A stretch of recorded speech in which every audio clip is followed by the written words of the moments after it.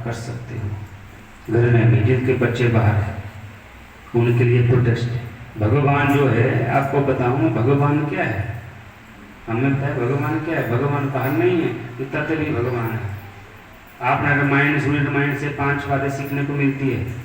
रामायण सुनी होगी आपने, मुख्यतः 5 बातें रामायण में सीखने को मिलेगी।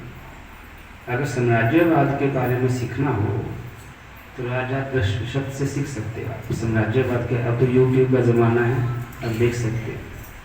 समाजवाद सीखना हो राजा जनक से सीख सकते हो। सिद्धांतवाद सीखना हो राम भगवान से। भ्रातृवाद सीखना हो भरत जी से सीख सकते हो। आतंकवाद सीखना हो तो रावण से सीख सकते हो। ये 5 बातें रामायण में हैं जो भागवत है हमें जीना सिखाती है। एक चीज़ और बताऊँ, गुरु के बिना गति नहीं हो सकती। आज हम प्राय क्या है, अपने गुरु खुद बने हैं। क्योंकि अब यूट्यूब का ज़माना आ गया ना, छोटे सब कुछ देख लेते हैं। पढ़ने ही बैठे हैं, एक आदमी एक मंत्र याद कर सकता है। जो हमारे ब्राह्मण हैं इन्होंने उस याद करने के लिए पर्टिकुलर चीज को स्थापित, जैसे आप चौकी बनाते हैं ना, ग्रहों की चौकी, नवग्रह देखिए आपने चौकी में ब्राह्मण लोग बनाते हैं। आकाश मंडल में ऐसी ही स्थिति ग्रहों की है जैसे चौकी में है। इतनी तेजस्वी चीज होती है। तो हमें क्या है, ब्राह्मणों का आदर, ब्राह्मणों का सम्मान, जो ग्रह की पूजा करते हैं, यही भगवान के पास ले जाने की एक सीढ़ी है। आपको बता दूंगे, ब्राह्मण हमें गुरु क्यों जरूरी है। देखो भगवान ने भी अवतार लिया, कृष्ण भगवान गुरु बनाने की जरूरत थी नहीं थी, साक्षात पुरुषोत्तम थे। राम जी को थी नहीं, फिर उन्होंने गुरु बनाया। धरा सागर में जब दूध उत्पन्न होता है उसको गुरु बनाना ही पड़ता है। और गुरु ही जो मंत्र देगा ही वही भगवान की प्राप्ति है। आज देखना आप, आज हम यहाँ बैठे हैं, आज से 1 साल बाद क्या पता इसमें से कौन हो कौन ना हो। संसार सागर है ये। आज इस महाराज जी गद्दी में कोई और बैठेंगे, 20 साल कोई और बैठेगा। पूरा कोई भी संसार में जो इंसान है अपनी एक किस्म के अपने रंगमंच को एक कला के रूप में करता है 50 साल। हम इतने बैठे हैं, सबके पास मोबाइल है। आप 70 साल अगर आप जियोगे 365 से गुना कर लेना अपने आज ही। 70 साल को 365 से मल्टीप्लाई करो, जितने आप जी चुके हो उसको निकाल दो, और कुछ रातें हैं वो भी निकाल दो। कुछ 1000 दिन होते हैं आदमी के पास जिसमें सब कुछ करना है। इसलिए कोशिश करो हम ऐसा व्यवहार ना करें जिसको दुखी। धर्म के 10 लक्षण हैं, हम 10 लक्षण में नहीं जा सकते हैं। तो संत आप वो व्यवहार करो, आपको ये पता है इस वाणी से मुझे तकलीफ होती है, इस कर्म करने से मुझे तकलीफ होती है, वैसा कर्म मैं दूसरों के साथ ना करूं। अगर आपने ये चीज सीख ली ना तो आप हमेशा ही भगवान की प्राप्त। धर्म यही है बस, और कुछ प्रेम है। प्रेम एक शरीर का प्रेम नहीं है। प्रेम जो हम आत्मा, जो हम जीवात्मा से आपसे बात हम, इसका ही प्रेम है। एक पति पत्नी आपस में कितने साल इकट्ठे रहते हैं, 20 साल 30 साल। जब कभी पति पत्नी में से एक का देहांत हो जाता है, उसी पति में से हम किसी को बोले कि 1 घंटा आप इस बॉडी के पास बैठो तो डर जाए, ये वो डर जाए, बैठ नहीं सकता। ये शरीर का मोह नहीं है। ये जो हमारा प्रेम है ये सिर्फ जीवात्मा का है। आज है कल नहीं। आप रात को सो जाओ, जरूरी नहीं सो। हमारे कहते हैं नींद मौत भी निकाल। शाम को आप सोते हो, आपको याद रहता है मेरे बच्चे छोटा सा है, जैसे मेरी गाय बंधी है, या मेरे माँ को सुबह चाय पे है, याद है नहीं। जैसे नींद आती है वैसी मौत है, सेम। अब कुछ याद नहीं रहता, इसलिए मौत का कोई भरोसा। संत क्यों खुश रहते हैं? संत जब शाम को 9 बज जाते हैं वो अपना किया हुआ सारा कर्म तब जो भी करते हैं वो भगवान के चरणों में समर्पित करते हैं। उसके बाद वो ये कर्म करते हैं, महाराज अगर कल हम सुबह उठे तो नया कर्म हम शुरू करेंगे। ये जीने की एक कला है। तो आप सब बहुत ज्ञानवान हैं। आपको एक सूत्र बता दिया, नाम जितना जपोगे वही है। हमेशा मत सोचना कि नाम से बड़ा कुछ भी नहीं है। हमारे गुरु जी ने नाम ही लिया, जो हमारे गुरु जी थे नाम ही लिया। समाधि का मतलब क्या है? हर आदमी की समाधि थोड़ी बनती है। कितने आदमी पूरे बनती है कोई? नाम लेने से जो हमें शक्ति उत्पन्न होती है, आप दधीची ऋषि सुना होगा आपने, उनके शील का वज्र बना, उनमें क्या था? क्या था उनका?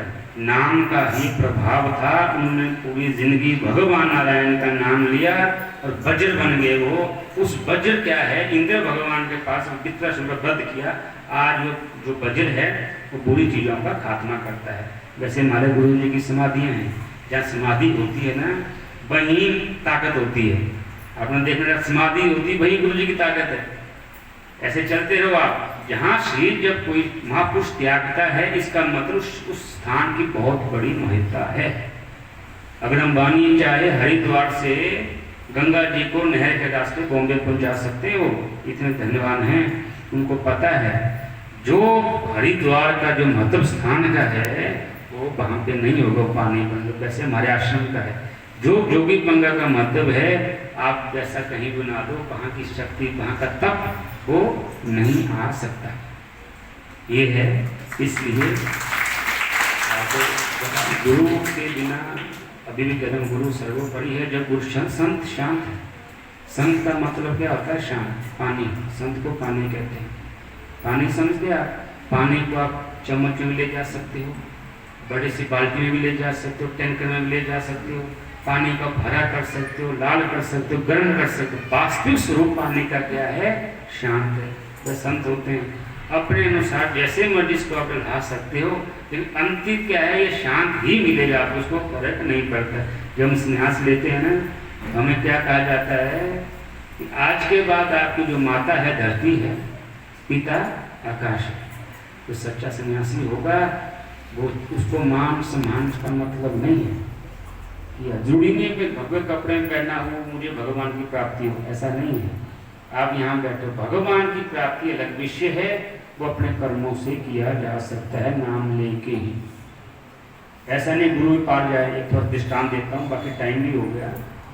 एक बार एक गुरुजी किसी गांव में गए, उन्होंने भगवान का संकीर्तन शुरू किया। वहाँ एक बहुत विशाल का एक पहलवान था, वो चिढ़ता था भगवान के नाम से। वो कहते हैं मुझे भगवान के दर्शन का गुरु मंत्र दे, मुझे भगवान दिखने चाहिए, अगर नहीं दिखे तो आपको माफ होगा। सन्यासी बेचारा पहले डरा हुआ था, उसने 3 बार उसको कल लाना, आप कल लाइए, आप कल लाइए। जब रोज बस वो उसके पास पहुंचे, गुरु मंत्र तो मुझे भगवान के दर्शन करने हैं। वहाँ बहुत बड़ा कुआं था, जैसे हमारे डेरे में बड़ा तालाब है, ऐसा था। उसके लगा, इसको ऐसा बोलता हूँ कि पहले इसमें छलांग मार दे, छलांग मारने के बाद तू इसमें छलांग मारेगा, इस मंत्र का तेने जाप करना है। उसने डर के मारे उसको भगवान का मंत्र दे दिया। जब डर के मारे भगवान का मंत्र दे दिया, उसने कब क्या करना? मंत्र जपते जपते इसमें छलांग मार दे। उसने इसलिए बोला कि इसके डर के मारे मर जाएगा, मैं तो बच जाऊंगा कम से कम। जैसे उसने कुएं में छलांग मारी, नाम लेते भगवान साक्षात प्रकट हो गए उसके पास। उसको पकड़ के बाहर लाया। उसने जब बचाया, आप कौन? जिसका आप मंत्र ले रहे थे वही तो हूँ मैं। तो उसने गुरु जी के पास है। गुरु ने सोचा तो मरा ही नहीं, अब तो मेरी क्लास लगा देगा, ये तो वापिस आ गया, ये तो बोलेगा मुझे ऐसा। उसने भगवान को बांध के रखा था। जैसे गुरु जी ने कहा कि बताओ, अरे महाराज जी आपने मंत्र लिया, मैंने कुएं में छलांग मारी, मैंने साक्षात कुएं से भगवान को पकड़ के लाया, अपने दर्शन कीजिए आप। तो गुरु जी डरते डरते के साक्षात भगवान देखेगा तो पाँव कर गए। गुरु जी ने कहा इतने साल मुझे धर्म का नाम लेते हुए हो गए, मुझे आज तक भगवान के दर्शन नहीं हुए। आपको क्या 1 सेकंड का मंत्र नहीं जाप, आपने भगवान के दर्शन हो गए। इसका मतलब आपके भाव कैसे हो, आप दर्शन कभी भी कर सकते हैं। एक बात सूचना देता हूँ, हमारे आश्रम में 26 तारीख को बाबा जी की पुण्यतिथि है। शाम को जागरण है। शायद जागरण जैसे माहौल चला हुआ, शायद जागरण ना हो, लेकिन 27 तारीख को हमारे भंडारा है, गुरु महाराज जी का पुण्यतिथि है। आप आइए, दर्शन कीजिए। जो संत होते हैं, संत नजरों से आपका बेड़ा पार कर सकते हैं। क्या पता उस दिन किस रूप में गुरु महाराज जी वहाँ पे आए, हमें किस रूप से दर्शन दिए। देखो हमारा काम है कर्म करना। मैं आश्रम से आया हूँ, मुझे खुद नहीं पता कि मेरे द्वारा किसका कैसे भला हो रहा हो, या मेरा गुरु जी के द्वारा कैसे भला हो रहा हो, लेकिन हमारा काम है परंपरा में चलना, उस चलना परंपरा का निर्वाह करना, बाकी करने वाले सब। सच्चे गुरु खुद नहीं पता होता है कि इसका कैसे भला हो रहा है, ये आपको बता दो। आज के शंभु गुरु बहुत बने हैं, बाकी भगवान नहीं दिखता, ऐसा नहीं है। इसलिए जो सच्चे गुरु है वो मार्गदर्शन ही बताएंगे। तो ये मार्गदर्शन आपको मैंने बता दिया। नाम ये सर्वोपरि है, नाम के साथ आप रखते रहिए। और जिनके बच्चे छोटे हैं ना, पेट में बच्चे हैं, उनको राम भगवान का वर्णन करना चाहिए, रामायण पढ़नी चाहिए। राम भगवान की तरह पुत्र पैदा होने चाहिए। आज माँ बाप की स्थिति देखिए आपने कैसी है। जैसे गाय घर से बाहर गई तो धीरे धीरे माँ बाप भी घर से बाहर जाने शुरू हो गए हैं। हमें राम से क्या सीखने मिलता है? राम भगवान को वनवास दिया, उन्होंने एक बार भी रामायण मैंने कहा कि भाई तेरे दिमाग खराब है, आपने मुझे वनवास दे दिया। ऐसे भावपुत्र के होने चाहिए। ये तभी होंगे जब हम संस्कार देंगे। माता का ना जो सन्यासी होता है, सन्यासी पर दंड होता है। गुरु जी वो दंड है, वो शंकर भगवान के मंदिर में नहीं झुकता। आपको बता दूं, वो दंड है कृष्ण भगवती से। जब माता साक्षात खड़ी हो जाती है, वो दंड भी झुकेगा, सन्यासी भी झुकेगा। माँ का दर्जा वो है। आप बहुत बड़े जगराते करते हो, बड़ी बड़ी मूर्तियां सजाते हो, घर में माता दुखी हो तो जागने का कोई फायदा नहीं। वो अपने आप को रिझाने के लिए बात है। जब तक आपके घर में माँ बाप सुखी है ना, तो माता रानी की विशेष कृपा ही आपके ऊपर बरसती रहेगी। और तीसरी बात, गौ की सेवा कीजिए। गौ हो सकता किसी गौशाला में जाके किसी गाय को गोद लीजिए आप। अगर आपको लगता है कि हमारे बच्चे बाहर हैं, हम गौ को नहीं, किसी एक दो गाय को गौ लीजिए आप। प्यार भी कह रहा हूँ मैं, अगर हम 10 साल तक भगवान शंकर की पूजा भी रोज करते नमक चमक से, अगर हम गौ की सेवा 1 साल भी करते, भगवान की प्राप्ति होगी। भगवान पूजने से प्राप्ति नहीं होगी, आपको बता दिया। गौ साक्षात प्रत्यक्ष देखता है इस धरा सागर में। आप सबसे कर प्रार्थना, जहाँ जहाँ गौ मिले उसको या तो गोद लो। गोद कर सकते आप? कम से कम गाय को पूछा, आप गए कोई स्पेशल गाय को कुछ छोड़ के आया, गले में घंटी डाल दी। घंटी समझ के घंटी डालते हैं गौ में। कृष्ण भगवान की उत्पत्ति क्यों हुई? आपको थोड़ा दृष्टांत देता हूँ। ऐसा मत सोच रहे कंस को मारने की कृष्ण भगवान की उत्पत्ति हुई, ऐसा नहीं है। अगर भगवान ने राक्षसों को मारना होता, हनुमान जी को बोल देते, अत्यंत बलशाली है, कब से जीता है। भगवान की जो उत्पत्ति होती है, आप जैसे भक्तों को, हम जैसे भक्तों को जो नाम लिया हो तो हमारे उद्धार के लिए भगवान जन्म लेते हैं। राक्षसों को मारने की जरूरत नहीं उनको कि नाम जन्म लेने। और गाय, राधा और गाय जो है एक साथ ही का प्रादुर्भाव हुआ। सुरभि नामक गाय का प्रादुर्भाव सबसे पहले हुआ। और राम जी का जो जन्म स्थान है ये भी गाय से चिन्हित है। कभी समय लगे आपको पूरा बताएंगे। जो आप अयोध्या घूम रहे, गाय कहा दिया हुआ ही स्थान है गरकरी, इतनी विशेषता है गाय की। इसलिए गौ को आपने अगर पालना शुरू कर दिया, आप लगता है हमारे घर में से कंडीशन नहीं है, किसी भी गौशाला में अपने किसी 2 गाय को गोद लीजिए, अपने घंटे बांधिए। आप आश्रम तो नजदीक है, गौशाला सब नजदीक है, आप हफ्ते में भी जा सकते हो कि मेरी गाय का क्या हाल है। आप साक्षात आपको सहनशीलता और गाय सब कुछ देने वाली है। बाकी अपनी वाणी को मैं भगवान के चरणों में समर्पण करता हूँ। बाकी आप खुश रहिए, नाम लेती। आज आप अपने आप से दुखी नहीं, दूसरों से दुखी है। दूसरा आपके लिए कुछ कह दे, उसको अच्छा करने के लिए सारा जी ज्ञान लगा देते हो आप। अपने से दुखी कोई नहीं है। हमारे वेद में एक मंत्र है, भद्रम भद्र